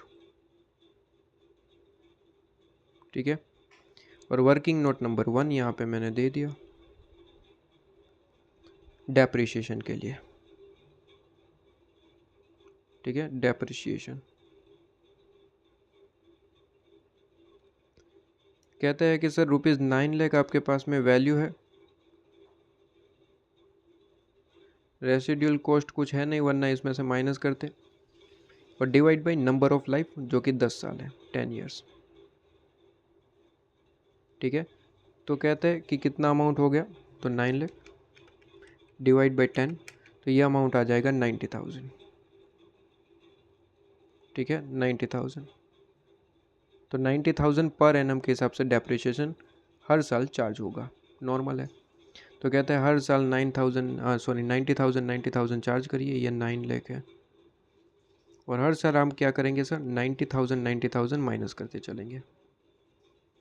ठीक है, तो ये जैसे ही माइनस हो जाएगा, तो 9 लाख में से हमने वो 90,000 माइनस किया, तो यहाँ पे आपके पास में अमाउंट आ जाएगा 8,10,000। ठीक है, ये कैरिंग वैल्यू आपके पास में हो, ये कैरिंग अमाउंट। मैं ऐसे शॉर्ट में लिख देता हूँ, एग्ज़ाम में तो अलाउेबल नहीं है, तो आप उस तरीके से नहीं लिखेगा। ठीक है ना। चलिए, इसके बाद मैंने कहा कि सर वापस से नेक्स्ट ईयर डेप्रिसिएशन वापस से चार्ज होगा। कितना होगा सर, वही सिंपल है, स्ट्रेट लाइन बेसिस है, तो हर साल सेम ही डेप्रिसिएशन होगा 90,000। ठीक है, और जैसे ही 90,000 हम चार्ज करेंगे आपके पास में,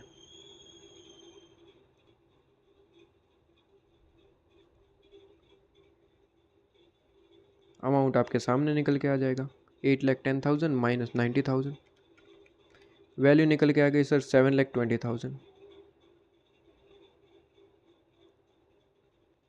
ये कब की आ गई सर, ऑन 31 मार्च 2003। अब मैं वापस से 90,000 डेप्रिसिएशन माइनस करने ही जा रहा था कि उतने में मुझे क्वेश्चन की याद आ गई।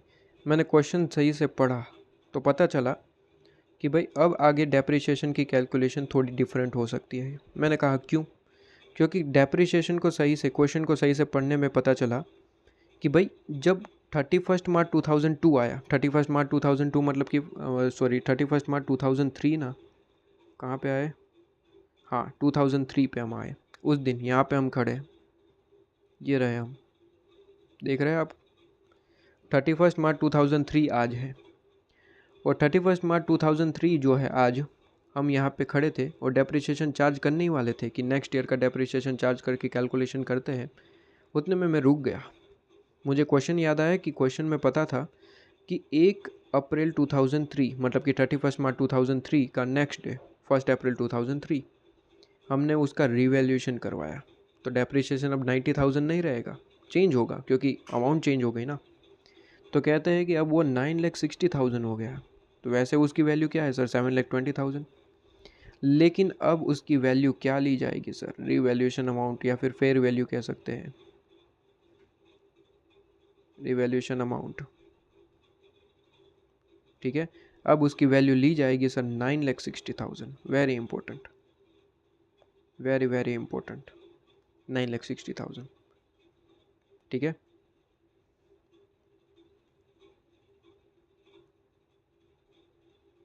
ओके चलो ना, ठीक है। तो ये 9,60,000 आपके पास में। अब किस्सा यहाँ पे स्टार्ट होता है कि नॉर्मल डेप्रिसिएशन हमारा कितना चल रहा है सर, 90,000 चलते रहता। ठीक है, और हम जितना भी नॉर्मल कमाते उतना घर पे लेके जा रहे थे। बिल्कुल वही कहानी हो गई जो मैंने यहाँ पे आपको समझाई। ठीक है, ये 22 रुपीज़ वाली। अब यहाँ पे भी वैसे ही कहानी है, वही क्वेश्चन है। कहता है कि नॉर्मली जितना लेके जा रहे थे उतना लेके जा रहे थे, कोई दिक्कत नहीं थी, लेकिन रिवैल्यूएशन अब बीच में आ गया। ठीक है ना। अब हुआ कुछ यूँ कि इसका जो डिफरेंस है, कितना डिफरेंस हुआ सर,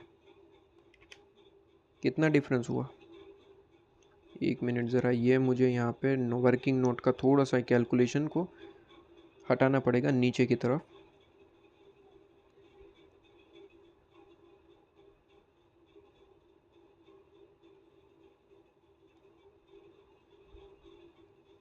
ठीक है ना। मैंने कहा कि सर ये जो डिफरेंस निकल के आया वो कहाँ पे जाएगा सर, ये जो फ़ायदा हो गया ना, 7,20,000 की एसेट अब आपकी 9,60,000 हो गई। डिफरेंस कितना है सर, वो रिवैल्यूएशन सरप्लस मान लिया जाएगा।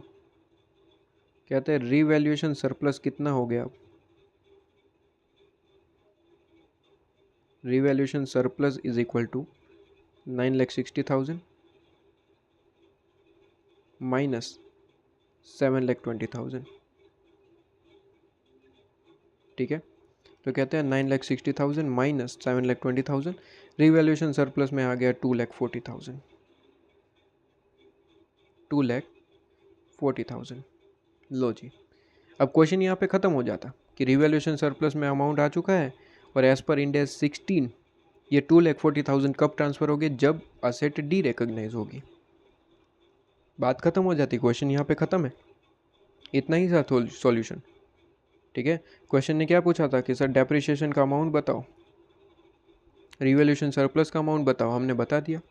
डेप्रिसिएशन का अमाउंट कितना है सर, डेप्रिसिएशन का अमाउंट कितना है सर, 90,000 प्लस 90,000, 1,80,000।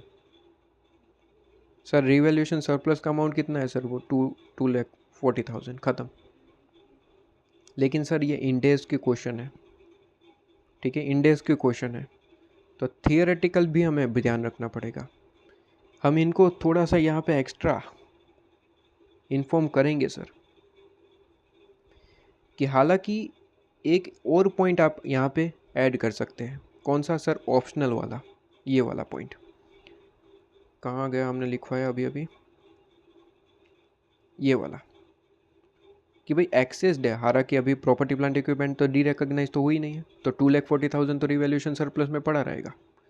लेकिन हम बताएंगे कि as per Ind AS 16 there is option to transfer the excess depreciation amount to retain earning from revaluation surplus. लेकिन ये ऑप्शनल है, कंपनी चाहे तो करिए, वरना 2,40,000 भले ही रिवैल्यूएशन सरप्लस में पड़ा रहे, आप बाद में उसे ट्रांसफ़र कर देंगे। ठीक है, तो कहते हैं as per Ind AS 16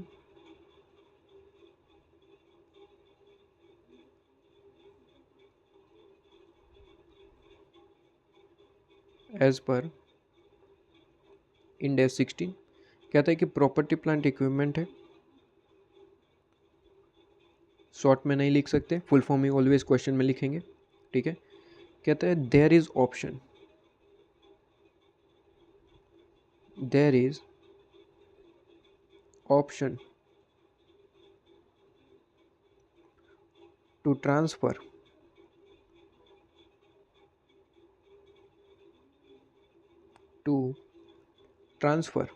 the excess depreciation amount.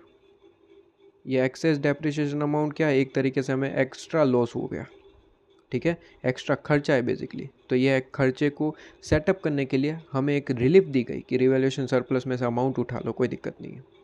तो कहते हैं excess depreciation amount, excess depreciation amount can be transfer from, कहाँ से ट्रांसफ़र कर सकते हैं सर, रिवैल्यूएशन सरप्लस में पड़ा हुआ है अमाउंट, तो कहते हैं from revaluation surplus to retain earning, retain earning में ट्रांसफ़र कर सकते हैं, रिटेन अर्निंग। लेकिन ये ऑप्शनल है, ध्यान रहे, कंपनी चाहे तो सिलेक्ट करिए, ना चाहे तो मत करिए। तो हम ट्रांसफ़र कर देंगे, और ट्रांसफ़र करते ही क्या हो जाएगा सर,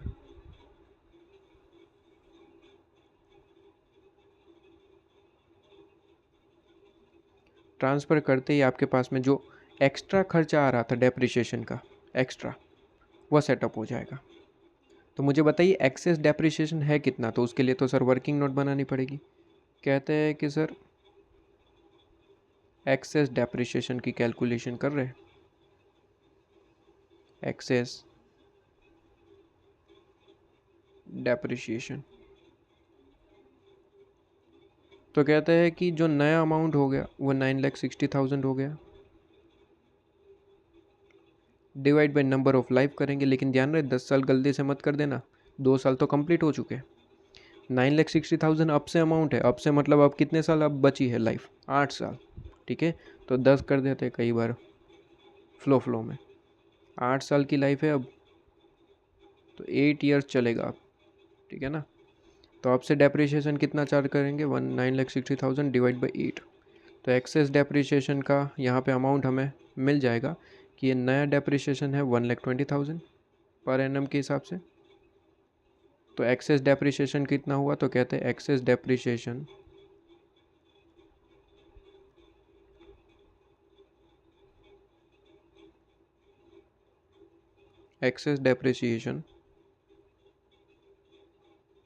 इज इक्वल टू, कहते हैं कि सर नॉर्मली 90,000 तो कर ही रहे थे ना, 90,000 तो वैसे भी कर रहे थे, 2 साल हमने 90,000 ही तो किया, लेकिन अब से 1,20,000 हो गया, तो एक्सेस कितना हुआ, तो कहते हैं 1,20,000 माइनस 90,000, ठीक है ना। तो 1,20,000 माइनस 90,000 कर देंगे, तो आपके पास में जितना भी अमाउंट आया 30,000, ये एक्सेस डेप्रिसिएशन हो गया। तो एक्सेस डेप्रिसिएशन को आप ट्रांसफ़र कर सकते हैं, ठीक है। एक्सेस डेप्रिसिएशन का अमाउंट यहाँ से उठाइए और वहाँ पे ट्रांसफ़र कर दीजिए। तो कहते हैं कि जर्नल एंट्री भी बता ही देता हूँ, आप इस तरीके से कहते हैं रिटेन अर्निंग में से, मतलब रिटेन अर्निंग में ट्रांसफ़र होगा रिवैल्यूएशन सरप्लस से। तो कहते हैं रिवैल्यूएशन सरप्लस अकाउंट डेबिट,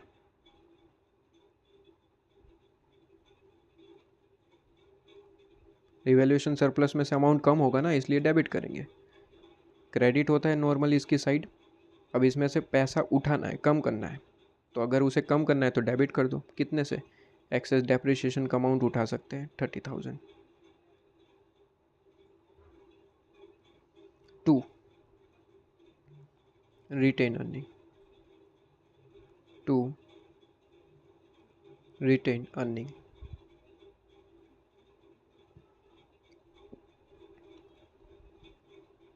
$30,000, ठीक है ना। यहाँ पे एक और चीज़ मैं लिखवा ही देता हूँ कि नाउ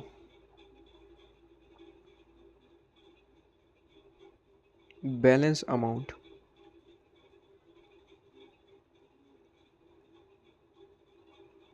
इन रिटेन अर्निंग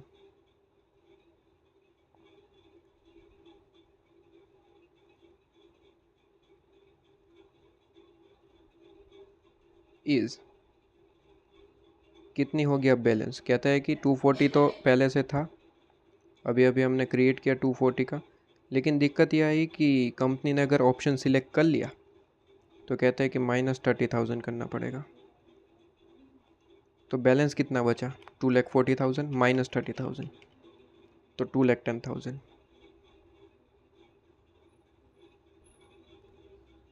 ठीक है ना। तो ये पूरे का पूरा यहाँ पे सॉल्यूशन है। लास्ट में अब यहाँ पे जो लिखवा रहा हूँ ये आपको कंपलसरी लिखना है। क्वेश्चन में यहाँ पे कुछ नाम दिया गया था, नहीं यहाँ पे कुछ नाम नहीं दिया गया था। कहते हैं यहाँ पे नोट,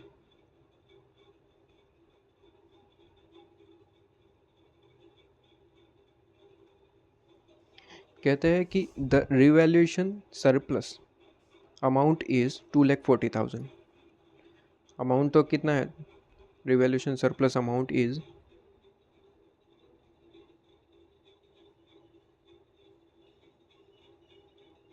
सरप्लस अमाउंट इज़ 2,40,000, ठीक है ना। But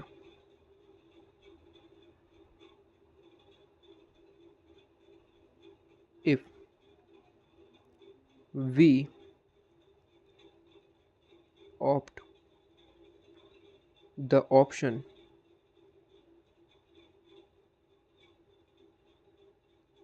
to transfer the excess depreciation, अगर एक्सेस डेप्रिसिएशन वाला ऑप्शन जो है वो आप ऑप्ट कर लेते हैं, then revaluation surplus amount, revaluation surplus amount is equal to कितना बचेगा, 2,10,000, ठीक है। ये लिखना पड़ेगा क्योंकि ये चीज़ जो है वो ऑप्शनल है, डेप्रिसिएशन को, एक्सेस डेप्रिसिएशन को ट्रांसफ़र करना। ठीक है ना। तो ना करें तो 2,40,000 ही पड़ा था, कोई दिक्कत ही नहीं थी, ठीक है ना। लेकिन ट्रांसफ़र करते हो तब 2,10,000 हो जाएगा आपके पास में, ठीक है ना। तो ये अमाउंट है। तो इलस्ट्रेशन नंबर 5 का यहाँ पे सॉल्यूशन ख़त्म हो जाता है। आ जाइए थोड़ा सा यहाँ पे देख लेते हैं।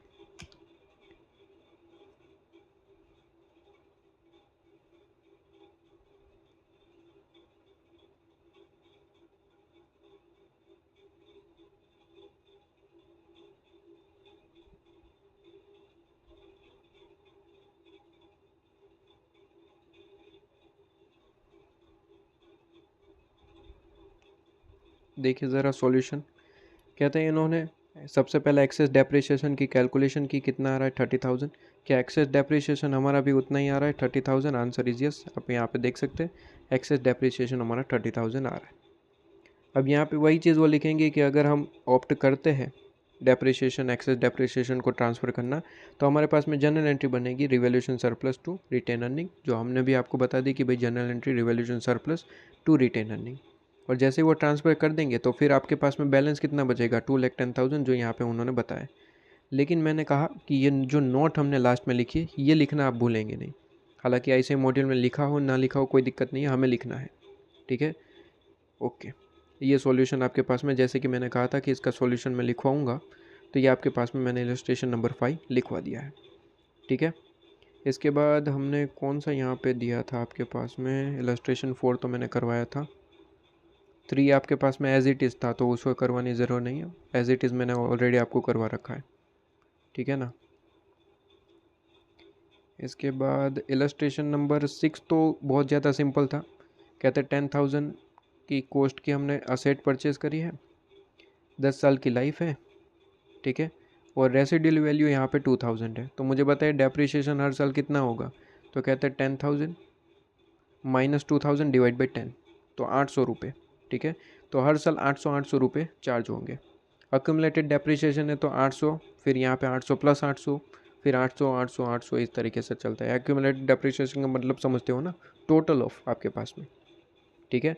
तो ये एक्यूमुलेटेड डेप्रिसिएशन है। वैसे चार्ज तो हर साल 800 800 ही होगा, लेकिन एक्यूमुलेटेड है तो वो एक्यूमुलेटेड होता जाता है, हर साल ऐड होता जाता है बेसिकली। तो यहाँ पे 800, फिर उस 800 में और 800 ऐड होंगे, ठीक है। तो इस तरीके से चलता है। तो इसमें तो कोई दिक्कत नहीं थी मेरे ख्याल से। कोई भी डाउट है फिर भी तो आप मैसेज कर सकते, तो इस पर मैं सेपरेट वीडियो डाल दूँगा, कोई दिक्कत नहीं है। वैसे मुझे नहीं लगता डाउट होगा।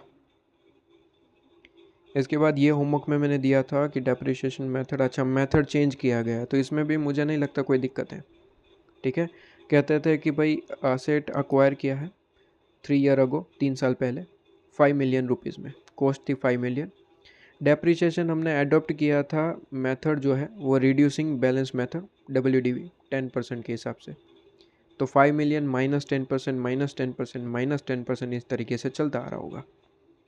लेकिन कहते हैं 3 साल जैसे ही ख़त्म हुए ना, हमें लगता है कि रिमेनिंग जो लाइफ है वो 8 साल रहेगी, ठीक है। और हमें लगता है कि हमें अब से SLM मेथड अपनाना चाहिए। तो कोई दिक्कत थोड़ी ना है। 3 साल का डेप्रिसिएशन जो है वो आप कैसे काट लिए होंगे, WDV, क्योंकि 3 साल बाद आपने उसे चेंज किया, ठीक है। आफ्टर 3 ईयर, मतलब 3 साल तक तो WDV के हिसाब से डेप्रिसिएशन कटा है, तो 3 साल देखिए डेप्रिसिएशन इस तरीके से कटा होगा, 10% 10% 10%, ठीक है ना। उसके बाद अब आप स्ट्रेट लाइन पे चल रहे हैं, तो अब जो बची वैल्यू, अब कितनी WDV है इतनी, तो कहते हैं डिवाइड बाई 8 ईयर्स करेंगे, तो हर साल उतना उतना डेप्रिसिएशन चार्ज होगा, काम ख़त्म। इतना ही है, सिंपल है। वही फाउंडेशन 12th में करते थे वही चीज़, ठीक है ना। यहाँ पे इन लोगों ने करा होगा, देखिए। अच्छा ये डेप्रिसिएशन का अमाउंट है क्या, अच्छा ये डेप्रिसिएशन का अमाउंट है। जितनी भी वैल्यू बची, मैंने कहा वैल्यू यहाँ पे इन लोगों ने लिखी है, ये वाली। कहते हैं कि 3rd ईयर के एंड में जितनी वैल्यू है, कैरिंग वैल्यू, उसे डिवाइड बाई 8 कर दो। तो यहाँ पे वही किया है कि डिवाइड बाई 8 कर दो, ठीक है ना, तो वो अमाउंट आ जाएगा। तो इसमें तो कुछ खास था नहीं समझाने लायक, तो वो ठीक है आपके पास में। ओके, इलस्ट्रेशन नंबर 8 जो है वो अभी बाकी है, वो रखेंगे बाकी। ये आपके पास में ख़त्म कर दिया था हमने, 10 बाकी रहेगा। प्रैक्टिकल क्वेश्चन नंबर 3 पे आइए। आई थिंक 3 जो है होमवर्क में देने लायक है। एक बार के लिए देख लेते हैं कोई प्रैक्टिकल क्वेश्चन नंबर 3 क्या है।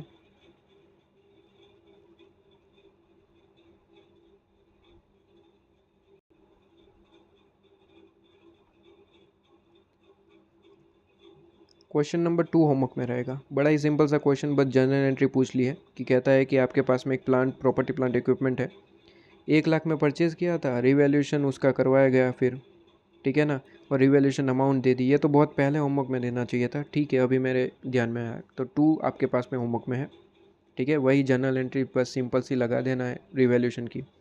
बस ध्यान रहे यहाँ पे 2 मेथड है ना अक्यूमुलेटेड डेप्रिसिएशन को ट्रीट करने का, तो दोनों में से कोई भी मेथड के हिसाब से आप सॉल्यूशन करिए, कोई दिक्कत थोड़ी ना है। ओके, इसके बाद 2 मेथड याद है ना, वो प्रोपोर्शनेट या फिर आप कर सकते हैं एलिमिनेशन मेथड। इसके बाद क्वेश्चन नंबर 3 क्या कहता है, कहता है बी लिमिटेड है, ओरिजिनल कॉस्ट हमने असेट परचेज़ किया है 2 लाख रुपए में, मैनेजमेंट डिटरमाइन करते हैं कि 10 साल की लाइफ है, रेसिडुअल वैल्यू 20,000 है, ठीक है। कहते हैं कि the asset is now 8 year old, 8 साल की असेट हो चुकी है, अब 2 साल यूज़ हो गए होंगे, सीधी सी बात है। कहता है during this time no revision to assess the आपके पास में रेसिडुअल वैल्यू, ठीक है। कहता है कि at the end of 8 year, okay यह राइट, मैनेजमेंट हैज़ रिव्यू करते हैं कि useful life and residual value has determined that useful life can be extend to 12 year. 12 year मतलब पहले हमें कितनी लगती थी, 10 साल। पहले हमें कितनी लग रही थी इसकी लाइफ, 10 साल। अब हमें लग रहा है कि भाई अब इसकी लाइफ जो है वो 12 साल है, ठीक है। वो कब पता चला, जब 8 साल ख़त्म हुए, उसके बाद हमें पता चला कि 12 साल अब चलेगी। तो सिंपल तरीके से समझिए, 8 साल ख़त्म हुए, अब हमें लग रहा है कि वो 10 साल नहीं 12 साल चल सकती है। तो अब कितने साल बाकी है सर, 8 9 10 11 12, अभी 4 साल बचे हैं। नॉर्मली तो 2 ही साल बचे थे, लेकिन पता चला कि और 2 साल चल सकती है, मतलब अभी रिमेनिंग कितने साल है, 4 साल है, ठीक है, 4 साल रिमेनिंग है। तो कहता है कि मेंटेनेंस प्रोग्राम अडॉप्ट किया गया और यहाँ पे रेसिडुअल वैल्यू अब से 10,000 होगी। तो बड़ा ही सिंपल सा क्वेश्चन पूछा गया। कहते हैं कि आप एक काम करिए, 8 साल के एंड में कैरिंग वैल्यू कितनी है वो मुझे बताइए। तो सिंपल है, कहते हैं कि भाई असेट की वैल्यू कितनी है, 2 लाख। कहते हैं कि माइनस डेप्रिसिएशन कर दो 8 साल का, 8 ईयर्स का डेप्रिसिएशन माइनस कर दो, आपको कैरिंग वैल्यू मिल जाएगी eight the end of 8 year. 8 साल का डेप्रिसिएशन है कितना, तो भाई कैलकुलेशन करिए। कहते हैं कि 2 लाख रुपए वैल्यू है, माइनस रेसिडुअल वैल्यू इस बार है कितना, 20,000। इंटर का क्वेश्चन है, सी ए इंटर, ठीक है, डिवाइड बाई 10 ईयर्स, तो डेप्रिसिएशन मिल जाएगा 2 lakh divide by 2 lakh minus 20,000 divide by 10 आपके पास में, तो ये आपके पास में कितना है, 18,000। कैलकुलेटर सही से मेरा चल नहीं रहा है, लेकिन फिर भी आप कैलकुलेशन साइड में करते रहिए, ऐसा नहीं कि मैंने कर दिया तो ख़त्म, गलती हो सकती है, कैलकुलेटर सही से चल नहीं रहा है और बाकी सारी चीज़ें ओके है, ठीक है। हालांकि इसमें तो मुझे डायरेक्टली दिख रहा है, इसमें कैलकुलेटर की ज़रूरत नहीं थी, लेकिन फिर भी ओके। तो कहते हैं 18,000 पर एनम है, तो हर साल 18,000 लगा होगा, तो 8 साल का डेप्रिसिएशन कितना हुआ, तो 18,000 इंटू 8, ठीक है। तो ये आपके पास में रुपीज़ 1,44,000, तो इतना माइनस कर दीजिए, तो 8 ईयर के बाद इस असेट की वैल्यू मिल जाएगी आपको, कितनी है, 56,000 eight the end of the 8 year, eight the end of the 8 year 56,000 की वैल्यू बची है अभी, ठीक है। अभी 2 बार और डेप्रिसिएशन 18,000 माइनस करने वाले थे और काम ख़त्म करने वाले थे, ठीक है, और फिर लास्ट में 20,000 में बिक जाता, लेकिन यहाँ पे रिवाइज हो गया। कहते हैं कि अब इसकी लाइफ 4 साल और चलेगी, पहले 2 ही साल चलने वाली थी, क्योंकि लाइफ 10 साल की थी, 8 चले गए तो अभी 2 बचे, लेकिन क्वेश्चन ने कहा कि अभी 12 चलेगा, मतलब और 4 साल चल सकती है। और रेसिडुअल वैल्यू हमने कुछ यहाँ पे प्रोग्राम एडॉप्ट किया, और रेसिडुअल वैल्यू अब से 10,000 रहेगी। तो सिंपल है ना, कहते हैं 56,000 अब से इसकी वैल्यू है, कहते हैं रेसिडुअल वैल्यू अब 10,000 हो गई है, minus 10,000 divide by number of life कितनी है, कहता है कि अब से 4 साल बची है, तो divide by 4, minus 10,000 divide by 4, तो कहते हैं अब से 11,500 कटेगा डेप्रिसिएशन के नाम पे हर साल, तो 56,000 माइनस 11,500, तो अब वैल्यू 44,500 आ गई। ये 44,500 कब की वैल्यू है? At the end of 9th year, at end of year 9 की वैल्यू आ गई। हमें क्वेश्चन ने वैसे क्या पूछा था? कहता है कि हाउ चेंजेस कैसे हो गया, पूरे का पूरा बताइए। बस इतना ही तो था, सॉल्यूशन में आ जाइए। कहता है कि भाई डेप्रिसिएशन 8 ईयर की वैल्यू क्या है? 144,000, अभी मैंने बताया। कहता है सिंपल है कि अब 8 ईयर की जो आपके पास में डेप्रिसिएशन जैसे ही माइनस करते हैं, कैरिंग वैल्यू क्या निकल जाएगी? 56,000। ठीक है, अब ये 56,000 को कैलकुलेट करते हुए नया डेप्रिसिएशन कैलकुलेट करेंगे 11,500। सिंपल था, ख़त्म कहानी। यहाँ पे कुछ था ही नहीं इसमें। ठीक है, वही इंटर का क्वेश्चन, सी इंटर वाला। इसके बाद क्वेश्चन नंबर 4 कुछ देने लायक है। चलिए बाकी के क्वेश्चन बाद में देखेंगे, फ़िलहाल अभी जितने दिए गए उतना कंप्लीट करेंगे। और आपके पास में कंसेप्ट अब एक ही बाकी रहता है पढ़ाने को, एक या फिर 2 है। ठीक है, वो कंसेप्ट ख़त्म होते ही ये आपके पास में चैप्टर भी पूरे का पूरा ख़त्म हो जाएगा और इसके बाद आपके सारे क्वेश्चन भी कंप्लीट हो जाएंगे। 1-2 कंसेप्ट पढ़ाना है और क्वेश्चन ख़त्म। ठीक है, तो हो सकता है कि अभी इसके बाद का नेक्स्ट जो है लेक्चर वो लास्ट हो, या फिर और 2 लेक्चर लग सकते हैं। ठीक है, डिपेंड करता है कि हम टाइमिंग कितना खींच रहे हैं। छोटा छोटा लेक्चर बनाया तो 2-3 लेक्चर लगेगा, और एक बड़े लेक्चर में ख़त्म कर दिया तो काम ख़त्म हो सकता है। ठीक है, वो डिपेंड करता है। ठीक है, उसमें तो कोई दिक्कत नहीं है। तो यहाँ पे ये आपके पास में क्वेश्चन ख़त्म हो जाते हैं, जो होमवर्क में दिए वो आप कंप्लीट करिए और फिर नेक्स्ट लेक्चर में मिलते हैं। ठीक है।